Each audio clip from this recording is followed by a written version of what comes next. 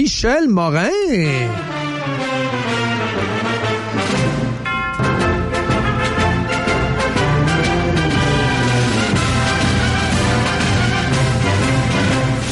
Michel, bonne rentrée, comment ça va? Bonne rentrée à toi, Dominique. Ben, ça va très bien. T'es en feu, Michel. Ben, écoutez, Il y a certains matins, je me levais en Floride, t'avais déjà tweeté 15 fois. Et il était 6 heures. Ben, écoutez, il va faire beau au cours des prochains jours. Ce sera pas le dernier été. Ben non. Mais soyez rassurés, je me sens pas coupable. Ben non. J'ai accumulé au cours des mois de mai, de juin, pas mal de crédits pour des crédits tweets? Des semaines plus chaudes. C'est bon. Mon cher Michel, tu peux jaser de bien des affaires. Il y a beaucoup de sujets qui t'ont interpellé cet été. Tu veux jaser de quoi ce matin pour ta première? Ben, ce matin, je veux, et pas seulement ce matin, mon cher Dominique, si vous êtes d'accord, je veux vous parler de plus en plus d'environnement. Oh. Mais pas l'environnement des sacs de plastique et des pailles, qui, comme vous le savez, vous et moi, comme la majorité des Québécois, on envoie ça dans la nature, n'est-ce pas? On envoie ça à l'incinérateur à Québec, entre autres. Oui, pas de ces problèmes-là. Moi, je veux vous parler des problèmes de l'environnement qui nous touchent. Les rivières, les bandes riveraines, les pipelines qui sont plus sécuritaires que les autres modes de transport, les lignes de transport, justement, d'Hydro-Québec, qui pourraient s'avérer néfastes pour la santé des gens. C'est des sujets dont nos environnementalistes alarmistes et professionnels et subventionnés ne nous parlent jamais. Même les chroniqueurs spécialisés. Alors, ce matin, si vous permettez, Dominique, je vais me faire aussi alarmiste que Donald Trump ou que les environnementalistes radicaux. Et je vais vous parler d'abord des bandes riveraines. Des bandes riveraines, un nouveau mot.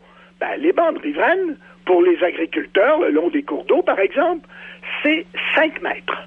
5 mètres, ben, c'est 2 fois, 3 fois moins qu'un simple résident au bord d'un lac pour qui les bandes riveraines, sur le bord du cours d'eau ou du lac ou de l'étang, doivent être d'au moins 10 à 15 mètres selon les lieux.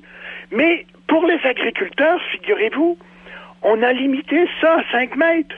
Et le Journal de Montréal nous apprenait dans un grand dossier la semaine dernière que 200 lacs au Québec sont en train de mourir littéralement, de s'étouffer dans le phosphore. Mais d'où ça vient?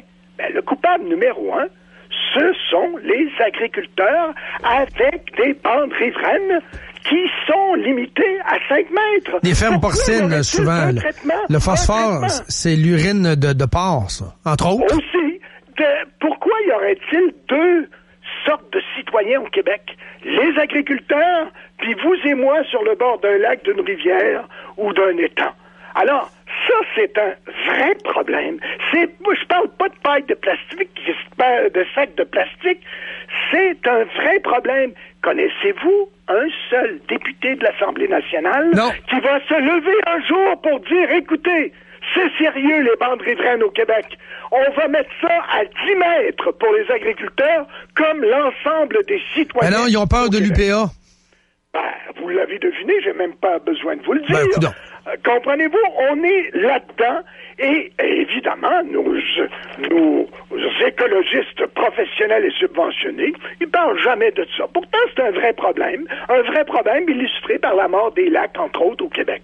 Deuxième problème, je suis toujours dans l'eau, figurez-vous, parce que l'eau, on sait qu'est-ce que c'est au Québec, on en a beaucoup, mais elle est drôlement polluée. Chaque année, il y a des déversements d'eau usée au Québec. Oui. On a justement un article encore que TVA et le Journal de Montréal ce matin, la rivière Yamaska, des centaines de poissons morts. Mais, écoutez, des déversements d'eau usée, c'est plus que notre quotidien au Québec. Personne n'en parle. Personne n'en parle. Et les villes nous donnent des leçons à pu finir. Fais pas ci, fais pas ça, recycle, arrose pas ta pelouse, c'est pas le temps, c'est pas la bonne adresse. C'est un vrai problème, là. C'est un vrai problème de nos cours d'eau. Oui.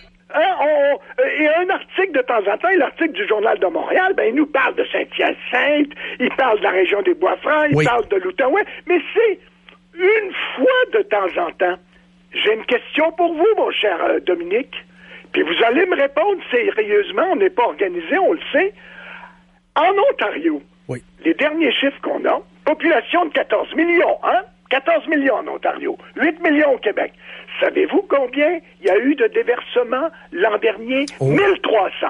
Maintenant, la question que je vous pose, au Québec, selon les dernières statistiques, savez-vous combien il y a eu en une seule année, 2017, de déversements des eaux usées dans les cours d'eau du Québec? Est-ce que c'est plus élevé, Michel?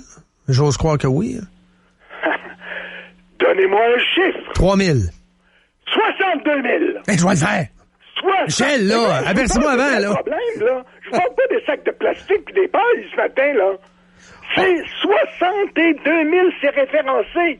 On a 62 000 déversements en 2017 dans les cours d'eau au Québec comparativement à 1300 en Ontario avec une population pratiquement du double de celle du Québec. Combien de millions de litres d'eau souillée au total? Est-ce que tu as un chiffre? Il faudrait que je fasse des recherches, mais peu importe. Vous voyez la dimension du problème. Oui. Vous voyez la dimension de nos usines de traitement qui sont pas assez grande, assez suffisante pour accueillir des inondations ou accueillir des précipitations plus élevées que la normale. C'est bien ça dont on parle. C'est bien ça dont il faudrait mettre à niveau. Et est-ce que, Dominique, deuxième question, vous allez me répondre, et là, je suis sûr que vous allez avoir la réponse. Est-ce que je suis aussi alarmiste que les écologistes subventionnés ce matin, là? Vous sonnez l'alarme, mais vous êtes... Les écolos font beaucoup peur aux enfants en leur disant que c'est la fin du monde dans 10 ans, là. En passant, là. Les écolos à gogo sont complètement à côté de leur pompe. Écoutez, c'est ça. Troisième alarme, les pipelines. Oui. Les pipelines qu'on dénonce. Qu'on diabolise. On dénonce pas les eaux usées, mais on dénonce pas les bandes riveraines, mais on dénonce les pipelines. Mais les pipelines, vous savez comme moi que c'est plus sécuritaire que les pétroliers, les camions, les chemins de fer, les convois ferroviaires. J'en ai un, moi, qui passe à 1/4 de kilomètre de ma propriété. Ça fait 40 ans qu'il passe ce fameux pipeline gazoduc qui est de Énergir, qui livre du gaz naturel. As-tu peur, Michel? As-tu peur? T'as-tu mis l'oreille dessus pour entendre? Dessus avec mes chiens. C'est formidable. Non, t'es sérieux? Mais la nuit, Dominique, nuit, j'entends le train de lac mécantique qui passe à côté de chez moi avec des wagons-citernes du gaz de schiste du nord du Dakota. Oui. Du Dakota du Nord. Ouais. Je préférerais qu'il ne passe pas la nuit, mon cher. Non. J'aimerais mieux un pipeline. Comprenez-vous? Comme j'aimerais avoir des bandes riveraines de 10 mètres, comme j'aimerais avoir des municipalités qui s'occupent de leurs eaux usées, qui font pas comme Coder, entre autres, qui avait déversé des millions et des millions de litres d'eau dans le fleuve Saint-Laurent. Alors, écoutez... il était déguisé en mignon quand il était allé en bas, dans l'eau. Il était déguisé en petit bonhomme jaune, là. Oui, puis ils nous font peur avec les pipelines, justement. Le maire de Laval, le maire de Montréal, ils nous font peur avec des pipelines, ils font des démonstrations avec des journalistes complaisants, alors que la majorité des Québécois, le bon sens prévaut. Les sondages ont bien démontré que les Québécois sont pour le passage des pipelines en majorité. Parce que c'est le gros bon sens. C'est le gros bon sens. Puis les pétroliers, là, qui chez vous, là, à Québec, là, se promènent du Texas, de Port-Christie au Texas, en empruntant le fleuve Saint-Laurent jusqu'à la raffinerie de Lévis, Valero à Lévis. Oui. Pensez-vous que c'est très sécuritaire? Il n'y a pas eu d'accident vraiment, mais il pourrait y en avoir. Je parle des convois ferroviaires. C'est la même chose. Les camions, on a des exemples. Alors, écoutez, avez-vous entendu nos écologistes dénoncer ça? Ils dénoncent les pipelines virtuelles. Ah, ça, c'est bien dangereux. Quatrième sujet et dernier sujet. Oui. Les lignes de transport d'Hydro-Québec. Les lignes de transport, ça émet ça a des retombées. Eh bien... Moi, je reste à côté d'une ligne. Est-ce que j'ai des... on devrait... Mes lésions cervicales, comment ça va ce matin? Il y en a peut-être qui sont pires que vous, mon cher Dominique. Il y a ces lignes de transport à haute tension qui passent à côté des garderies à Terrebonne, à quelques mètres des garderies. Mais écoutez, il n'y a pas de gêne. Le Hydro-Québec nous dit « il n'y a aucun problème. » Écoutez, j'ai des nouvelles pour vous. Il y a des citoyens qui vont pas pas des écologistes officiels, des citoyens, des simples citoyens qui vont contester tout ça en Cour supérieure. Ils viennent de débouter, comme je vous l'ai déjà expliqué, Hydro-Québec avec ses servitudes illégales depuis 40 ans sur 39 405 clos au Québec.